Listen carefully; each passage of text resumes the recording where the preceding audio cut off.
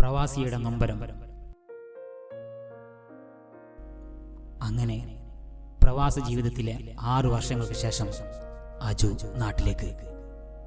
തൻ്റെ പ്രിയപ്പെട്ട ഉമ്മാനെയും ഉപ്പാനെയും ജീവന്റെ പാതിയെയും അനിയത്തിയെയും കണ്ണിരെ കാണാൻ അവൻ്റെ ഹൃദയം തുടിച്ചു. വീട്ടിലാണെങ്കിലോ ഉത്സവ പ്രതീതി. ആ നാട്ടുകാരെ കൊണ്ട് വീട് നിറഞ്ഞു.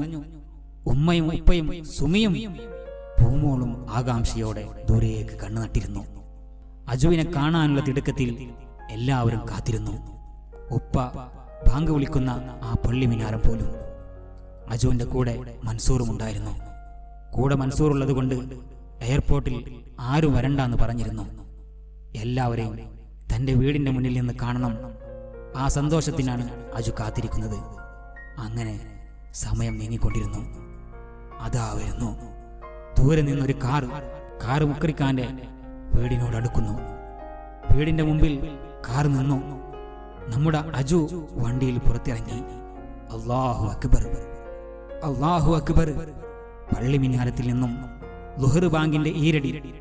വർഷങ്ങളായി താൻ കേൾക്കാതിരുന്ന, കുഞ്ഞുനാൾ മുതൽ തന്റെ ജീവൻ നിലനിർത്തിയ തന്റെ പൊന്നുപ്പാന്റെ ആ ഹൃദയത്തിന്റെ വിളി. അജു ഒരു നിമിഷം നിന്നു. തന്റെ ഉപ്പയുടെ വിളിയാണ്. ആ വാക്കുകൾക്ക് അജു കാതോർത്തു. അല്ലാഹ്, നീ എന്നെ എന്റെ പ്രിയപ്പെട്ടവരുടെയും അരികിലെത്തിച്ചു. അൽഹംദുലില്ലാഹ്. ആ ബാങ്ക് തീരുന്നതുവരെ നിശബ്ദമായി അജു നിന്നു.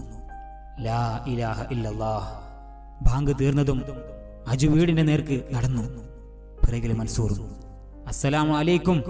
എല്ലാവരോടും അവൻ സലാം പറഞ്ഞു. തന്റെ ഉമ്മ കൂടെ പൂമോൾ, ഉപ്പ പള്ളിയിൽ നിന്നിറങ്ങി തന്നിലേക്ക് അടുക്കുന്നു. എല്ലാവരെയും കണ്ട് അജുവിന്റെ ഹൃദയം സന്തോഷം കൊണ്ട് നിറഞ്ഞൊഴുകി. മോനെ, ഉപ്പാന്റെ വിളി അവന്റെ ആത്മാവിൽ ചെന്ന് പതിച്ചു.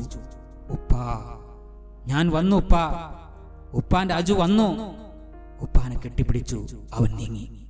കൂടെ ഉമ്മയും പൂമോളും. ഉമ്മ, മോളെ. പിന്നെ അവിടെ പൊട്ടിക്കരച്ചിലായിരുന്നു.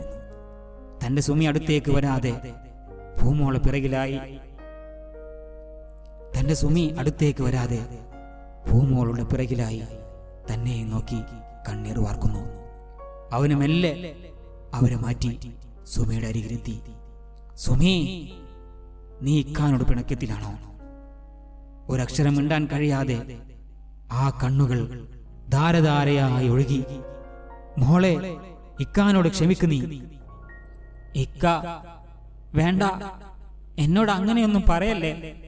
എന്റെ ഇക്ക എന്റെ അടുത്ത് എത്തിയല്ലോ, അത് മതി എനിക്ക്. അവളെ കൂട്ടിപ്പിടിച്ചോണ്ട് അവൻ വീട്ടിലേക്ക് കയറി. ആ കുടുംബത്തിന്റെ സ്നേഹവും സങ്കടവും കണ്ട് ആ നാട്ടുകാർ വല്ലാത്ത അവസ്ഥയിലായി. വീട്ടിൽ വന്നവരൊക്കെ പതിയെ നീങ്ങി. അജു റൂമിലേക്ക് കയറി ഫ്രഷായി നിസ്കാരം കഴിഞ്ഞു പുറത്തേക്ക് വന്നു. അജുവിന് ഇഷ്ടപ്പെട്ട വിഭവങ്ങൾ ഉണ്ടാക്കുന്ന തിരക്കിലാണ് എല്ലാവരും. സുമി, ഉമ്മ, പൂമോൾ, സുമിയുടെയും പൂമോളുടെയും വീട്ടുകാർ എല്ലാവരും അവന്റെ വരവിനെ ആഘോഷമാക്കി. സന്തോഷത്തോടെ ഫുഡൊക്കെ കഴിച്ച് വൈകുന്നേരം സുമിയുടെ വീട്ടുകാരും പൂമോളും വീട്ടുകാരും തിരിച്ചുപോയി.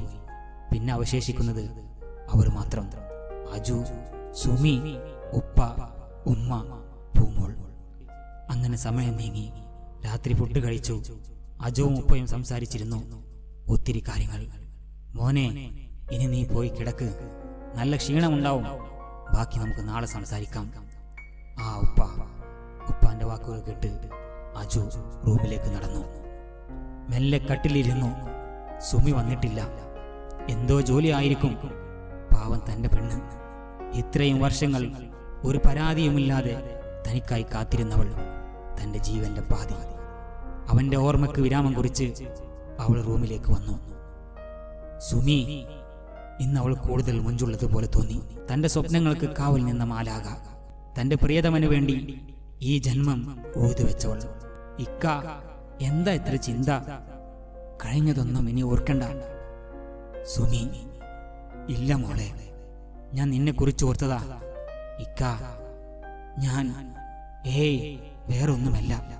നിന്റെ സ്നേഹത്തിനെ കുറിച്ച് അല്ലാതെ എനിക്ക് എന്ത് ഓർക്കാനാ മോളെ. ഈ ദിവസത്തിനായി നമ്മൾ കാത്തിരുന്ന നാളുകൾ കുറച്ചൊന്നുമല്ല മോളെ. നീണ്ട 6 വർഷങ്ങൾ നിന്റെ തലോടലില്ലാതെ ഞാൻ ജീവിച്ച ജീവിതം, അതൊരു വല്ലാത്ത ജീവിതമായിരുന്നു സുമി. ഓർക്കാൻ ഇഷ്ടപ്പെടാത്ത ജീവിതം. ഇനി നമുക്ക് ജീവിക്കണം പൊന്നു വിളയുന്ന അറബി മണ്ണിൽ അല്ല, നന്മ നിറഞ്ഞ ഈ കേരളത്തിൽ.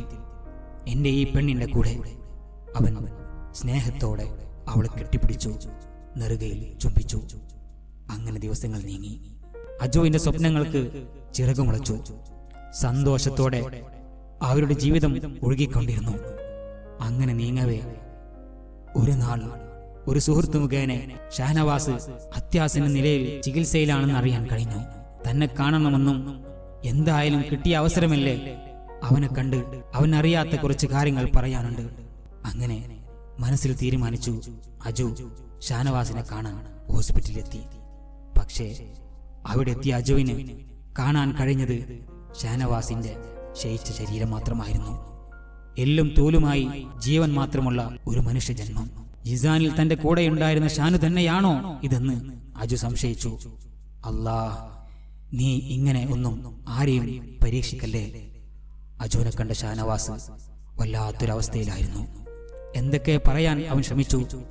പക്ഷേ തനിക്കൊന്ന് മാപ്പ് പോലും ചോദിക്കാൻ പറ്റാത്ത അവസ്ഥയിലാണെന്ന് അറിയാമായിരുന്നു. ഹൃദയം കൊണ്ട് അജുവിന്റെ മുന്നിൽ കേണു. അവന്റെ കണ്ണിൽ നിന്ന് കണ്ണുനീർ ധാരധാരയായി ഒഴുകി.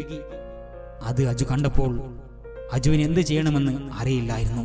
കഴിഞ്ഞ 5 വർഷവും താൻ അനുഭവിച്ച് തീർത്ത കണ്ണുനീരിന്റെ അവകാശി, ആ അവകാശി തന്റെ മുന്നിൽ അന്ന് താൻ അനുഭവിച്ച വേദന, ആ വേദനയൊന്നും ഇത്രത്തോളം വരില്ലെന്ന് അജുവിന് തോന്നി. ഷാനവാസിന്റെ കൈ കൂട്ടിപ്പിടിച്ച് അജു ആശ്വസിപ്പിച്ചു. സങ്കടത്തോടെ വീട്ടിലേക്ക് തിരിച്ചു. 2-3 ദിവസങ്ങൾക്ക് ശേഷം ഷാനവാസിന്റെ മരണവാർത്ത അജുവിനെ തേടിയെത്തി. ഹൃദയം പൊട്ടിപ്പോകുന്ന അവസ്ഥ തോന്നി അജുവിന്. എന്തോ ഇത്രയും നാൾ കഷ്ടപ്പെടുത്തിയത് ഒരു നിമിഷം അവന്റെ മനസ്സിൽ നിന്ന് മാഞ്ഞുപോയി. അവനായി തന്നെ കൊണ്ട് കഴിയുന്നത് അവൻ ചെയ്തു. അങ്ങനെ നാളുകൾ നീങ്ങി. അജുവിന് സുമിയുടെ ഉപ്പ കുറച്ച് ബിസിനസ് ഏൽപ്പിച്ചു കൊടുത്തു. സുഖത്തിലും സന്തോഷത്തിലും അവരുടെ ജീവിതം മുന്നോട്ട് നീങ്ങി. സുമി ഇന്ന് എല്ലാവരെക്കാളും സന്തോഷവതിയാണ്.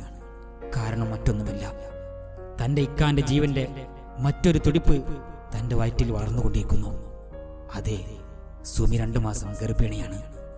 സന്തോഷമുള്ള വർണ്ണസുലഭമായ നിമിഷങ്ങൾ ജീവിച്ചു തീർക്കുന്ന ആ കുടുംബം ഇന്ന് ആ നാടിന്റെ സന്തോഷമാണ്. അങ്ങനെ ഒരു നാൾ അജുവിനെ തേടി മറ്റൊരാളെത്തി. ഷാനവാസിന്റെ ഫ്രണ്ട് ചില ഡോക്യുമെന്റ് കയ്യിൽ ഏൽപ്പിച്ചു പറഞ്ഞു, ഇത് അജ്മലിനെ ഏൽപ്പിക്കാൻ ഷാനു മരിക്കുന്നതിന് മുമ്പ് പറഞ്ഞതാണെന്ന്. ഇത് എന്താണെന്ന് ചോദിച്ചപ്പോൾ അജ്മൽ തന്നെ വായിച്ചു നോക്കാൻ പറഞ്ഞു. അവന് പോയി. അജു ആ പേപ്പേഴ്സ് നോക്കുമ്പോൾ ഞെട്ടി. ഷാനവാസിന്റെ നാട്ടിലുള്ള മുഴുവൻ സ്വത്തുക്കളും അജുവിന്റെ പേരിൽ എഴുതി വെച്ചിട്ടാണ് അവൻ മരണത്തിന് കീഴടങ്ങിയത്. അതൊക്കെ വായിച്ചപ്പോൾ അജുവിന്റെ കണ്ണുകൾ നിറഞ്ഞൊഴുകി. സന്തോഷമാണോ സങ്കടമാണോ എന്നറിയാത്ത അവസ്ഥയിൽ അജു പകച്ചു നിന്നു. കഥ അവസാനിച്ചു. ഓരോ പ്രവാസിയും അനുഭവിക്കുന്ന കഷ്ടപ്പാടുകൾ ഒരുപാടുണ്ട്. നാട്ടിൽ സ്വർഗം തീർക്കാൻ ഗൾഫിൽ ചൂടേറ്റ് വാടുന്നവർ, അതനുഭവിക്കുന്നവർക്ക് മാത്രമേ അറിയുള്ളൂ. ജയിലിൽ കിടക്കുന്നില്ല എന്നേ ഉള്ളൂ. നമ്മളിൽ ഓരോ പ്രവാസിയുടെയും ജീവിതമാണത്. അവർക്ക് നന്മ വരാനായി നമുക്ക് പ്രാർത്ഥിക്കാം. ഇൻഷാ അല്ലാഹ്. അല്ലാഹു പ്രവാസികൾക്ക് ഖൈറും ബർക്കത്തും പ്രദാനം ചെയ്യട്ടെ. എല്ലാവിധ ബുദ്ധിമുട്ടിൽ നിന്നും അവരെയും നമ്മയും കാത്തുരക്ഷിക്കട്ടെ. ആമീൻ ആമീൻ ബിറഹ്മതിക യാ അർഹമർ റഹീമീൻ. ഇൻഷാ അല്ലാഹ് അടുത്ത കഥയുമായി വരാം. അസ്സലാമു അലൈക്കും വറഹ്മത്തുള്ളാഹി വബറകാതുഹു.